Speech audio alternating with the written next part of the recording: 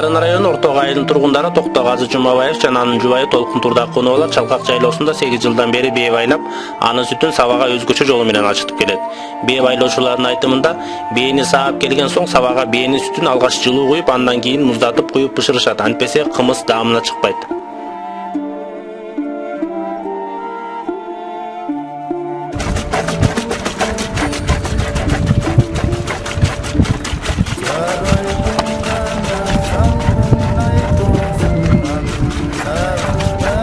Kança жылдан beri bээ саап келесиз?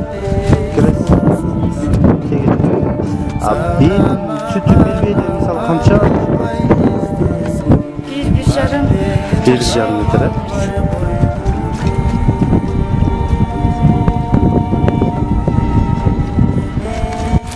Дайым кутсунла 9 жылдан 10 жылга карап бартып ушундай айлыга такай келебиз.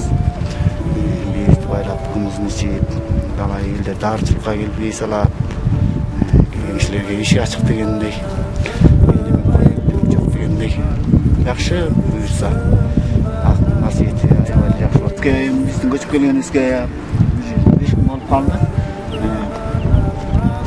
Немеге байланыштуу сотко тартпай атат, сотко чыксат менен келебиз деген кишилер көп. Жылда келбей салган кишилер көп.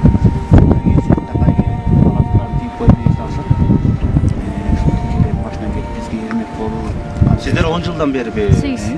8 жылдан бeri.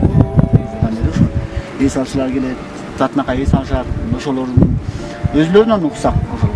Кичкенден бери аяк орман жакшы болду, аябай жакшы болду. Сөз чыгасыңар, бийилде барабыз. Ошол буюрса, бир күндөн баштап келе баштайт болуш керек. Кундарын салбаса көп жакшы тийип бербейтпи? Саап келген сүтүбүз. Бул болсо саба, бул бишкек. Бир күндө 5 жолу сайбыз. Бирөөнү болсо ысык, жылуу, бирөөнү муздатып куябыз сабага.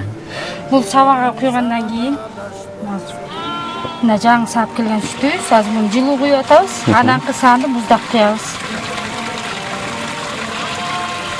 Şu kança günden keyin ananı sabadan? Bu ertеңмен bu sabadan dayar болуп калат. Кымыз болот да. Бышыш керек. Муну азыр тиги сүтү тарагы чакты, ичиндеги көрөңгөсү мененчи кечке бышабыз. 5 мүнөт бул көбүрөөк бышасын да. Жылуу сүт бул бачым ирип кетиши мүмкүн да. Азыр бышабыз. Балгымыз канча бышкан болуп? Азыр мунун ичинде самал. Эртең менен кымызды алганбыз, эми кайра бүгүнкү сүттү куюп таштайбыз кечке. Бунун ичинде самал, эртең кымыз болот. Башка эч нерсе кошулбайт. Болгону эле ошо сүт менен анан саба өзү даярдайт. Көрөңгөсүн алып коесуң. Ачыткысын аласың 2,5 чакадай. Анын үстүнө бир күнкү сүттү куясың. Ушул саба толобу бир күндө? Бир күндө эми ар кандай болот да, саан жакшы болсо бир 50-60 болот. Азыраак коюп калсаң да азыраак сүт болот. Саганга жараша. Бышканга жараша болот. Көп бышсаң ошончо таттуу, жумшак кымыз болот да. Анан сабаны жууп баттыштап туруш керек. Анан ичине сармайлайсың, болду. Жакшы. Анан мен силерге куйдырайм.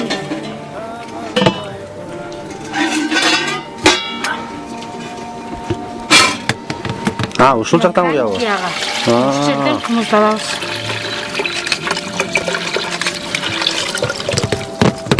Бул самал. Бул неме да? Бул жер атайын ошо кымыз куйганга, ыстаганда биянан ышка койгондо тоорчак менен. Биянан түтүн кирип, биянан түтүн чыгып турат бургуйлап. Канча жолу ыштап турасың? Жумада 2 жолу. 5 күн. Жумада 2 жолу ыштап. Ыштаганда эмне колдонулат? Ыштаганда тобурчак колдонот. Тобурчак менен. Эмне үчүн карагай мүчүр менен. Кымыздын даамы жакшы болот дагы, сабанын ичин аябай жакшы тазалап түтүн менен. Даамы аябай жакшы болот. Кымыздын даамы жакшы болот. Үш бүткөндөн кийин, алтын эметкенден кийин сразу сары май менен майлайт ичин. Майлап туруп анан кымызды куят. Ыштап атканда биягынан түтүн кирип турат, биягынан болсо түтүн чыгып турат. Канча көп түтүн чыкса, ушунча жакшы салат да. Анда ичинде эчтеке жок болот, ыштап атканда. Ыштап атканда эчтеке таза суу, ичине таза таштардан салып алып, чайкап, жууп, тазалап, анан ышка коесуң.